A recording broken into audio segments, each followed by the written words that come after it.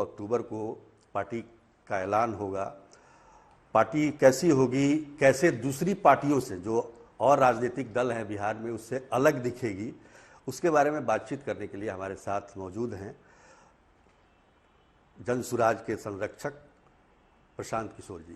प्रशांत जी, बहुत बहुत स्वागत है आपका। धन्यवाद। 2 अक्टूबर को हम लोग सुन रहे हैं कि अब पार्टी का ऐलान करने जा रहे हैं, तो क्या स्वरूप होगा? क्या पार्टी का नाम भी वही नाम रहेगा जो जन सुराज चल रहा है, या कुछ अलग आप सोच रहे हैं उसके बारे में? नहीं, 2 तारीख को दल बनाने की बात जितने साथी इसमें जुड़े हुए हैं उनकी ऐसी भावना है कि 2 वर्ष करीब करीब हो गए। अगर आपको याद होगा 2 मई 2021 को मैंने इस अभियान की शुरुआत की घोषणा आप लोग के समक्ष की थी, तो उस नज़रिए से तो करीब 2.5 साल हो गए और 2 वर्ष तो पदयात्रा के हो जाएंगे। तो लोगों का 2 मत था कि एक, जब पूरी पदयात्रा, क्योंकि अभी भी पदयात्रा बाकी है कई इलाकों में, तो एक मत था कि भाई पदयात्रा पूरी करके उसके बाद दल बनाएं, और एक मत है कि नहीं, चूँकि बहुत बिहार के बड़े भूभाग में लोग बड़ी संख्या में इससे जुड़ गए हैं, जहाँ भी पदयात्रा नहीं हुई वहाँ से भी जुड़ गए हैं, तो लोगों ने एक बहुमत से पारित किया कि नहीं, 2 अक्टूबर को बेहतर दिन है, उस दिन ही इसको बनाया जाए। तो 2 तारीख को सारे लोग मिलकर दल बना रहे हैं। दल का स्वरूप, उसका संविधान, उसका नेतृत्व, सब कुछ 2 तारीख को तय होगा। तय होने की प्रक्रिया जारी है। 2 तारीख को उसकी घोषणा की जाएगी विधिवत तौर पर। तो आप देखेंगे कि दल का नेता कौन हुआ, दल की का संविधान क्या है। ये दल, जैसा आपने अपने इंट्रोडक्टरी स्पीच बातें में बताई कि ये दल जो है वो दूसरों से अलग कैसे होगा, ये सारी बातें आपको 2 तारीख को दिखेगी। मतलब आज क्या बताइएगा? आज भी तो कुछ बताइए। भाई, जो हम बता रहे हैं, जो पहले से बता रहे हैं कि ये दल किसी व्यक्ति का नहीं होगा, किसी परिवार, किसी जाति विशेष का नहीं होगा, ये दल प्रशांत किशोर का नहीं होगा, इस दल के नेता प्रशांत किशोर नहीं होंगे। सामान्यतः तो बिहार में या देश में पार्टियां कैसे बनती हैं, जो दल बनाता है वो दल का नेता संरक्षक बन जाता है। हमने ये पहले दिन से ये घोषणा की है कि नहीं, हमारी भूमिका इस दल के नेता की नहीं है, हमारी भूमिका उस सूत्रधार की है जो लोगों को दल जो बनाना चाहते हैं उनको एक साथ लाएं और एक नया बेहतर विकल्प बिहार के लिए बने। इसकी जरूरत इसलिए है कि बिहार में दल तो पहले से ही बहुत सारे, तो एक और दल बन जाएगा, उससे क्या होगा।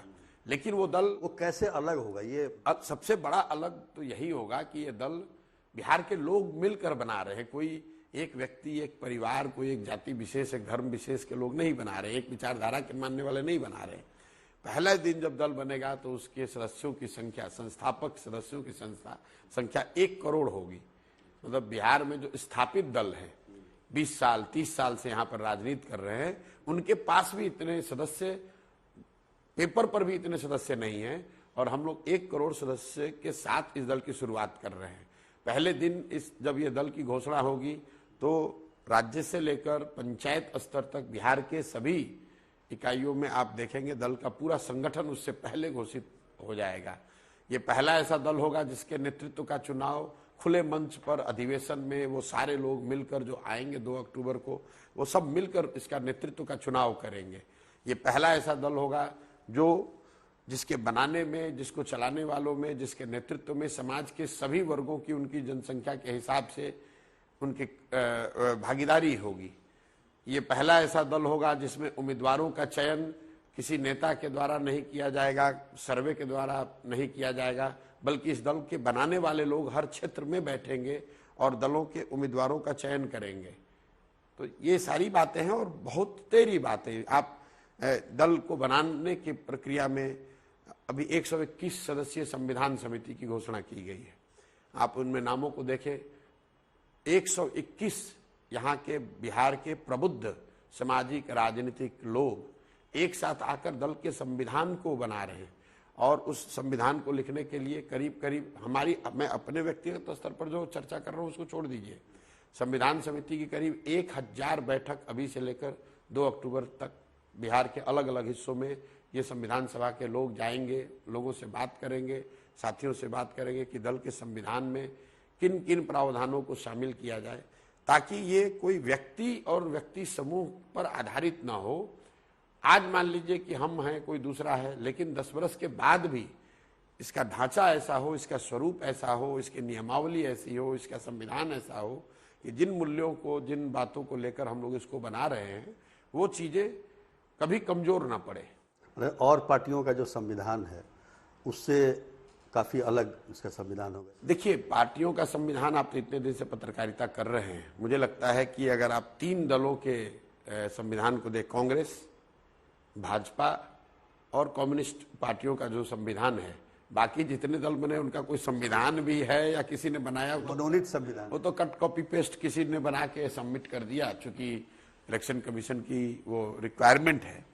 हम लोग यहाँ पर व्यापक स्तर पर लोगों के से परिचर्चा करके, जैसे लोगों ने बताया कि दल के का जो नेतृत्व हो उसका कार्यकाल क्या होना चाहिए, और इस पर व्यापक चर्चा चल रही है। आप देख रहे हैं, मैं खुद 15-15 हजार लोगों को बैठाकर वो मीटिंग कर रहा हूं, और गहन चर्चा के बाद तय हुआ कि नहीं, दल के अध्यक्ष का कार्यकाल 1 साल होना चाहिए। बहुत बहस हुई कि 1 साल कम है, ज्यादा है, होना चाहिए, नहीं होना चाहिए। तो इस चर्चा के आधार पर तय किया गया कि नहीं, 1 साल ही अध्यक्ष का कार्यकाल होना चाहिए, क्योंकि आजादी से पहले जो कांग्रेस थी उसमें भी अध्यक्षों का कार्यकाल 1 साल होता था। अब लोग आजकल बता रहे हैं भाई 1 साल तो कुछ लोगों का मानना था कि 1 साल तो समय ज्यादा नहीं है, लेकिन सबने परिचर्चा करके निकाला कि नहीं, अगर आजादी से पहले इतनी बड़ी कांग्रेस को का अध्यक्ष 1 साल के लिए हो सकता था, तो इस पार्टी का भी हो सकता है।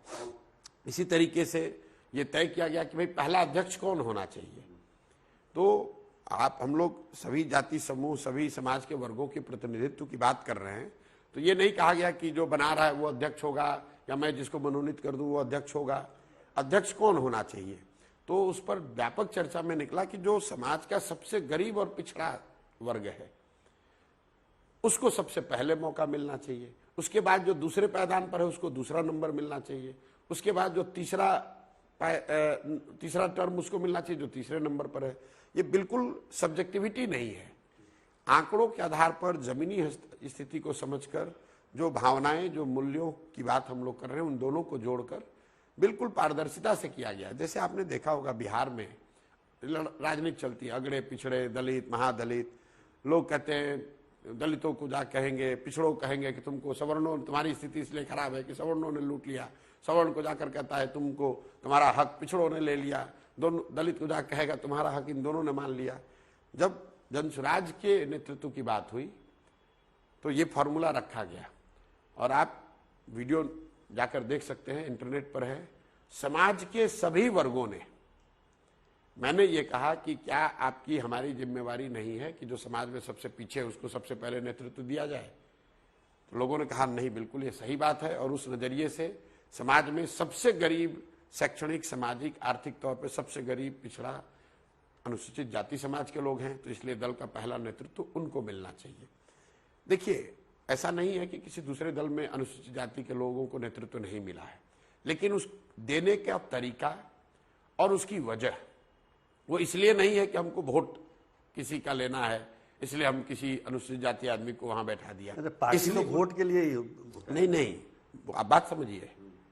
एक है कि आप ये कह रहे हैं कि तुमको तुम्हारा हक छीना है, तुम खड़े हो जाओ, इनको झगड़ा करो। मैं दूसरे ये कह रहा हूं कि नहीं भाई, जो आगे है, जो पीछे छूट गया उसका हाथ पकड़ के आगे बढ़ाओ।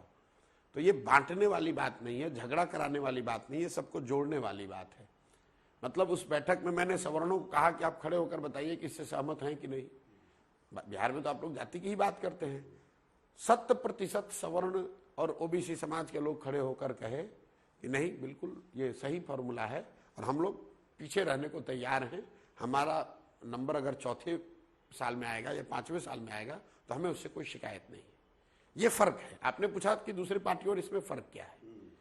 आपने कहा वोट लेने की, वोट तो अपने आप मिल जाएगा, उसकी आप चिंता ना करें, वो तो आप देख रहे हैं। जब आप ये बताइए वोट देता कौन है? वोट तो बिहार की जनता देती है, और जब जनता ही मिलकर पार्टी बना रही है तो वोट की तो कोई दिक्कत ही नहीं है।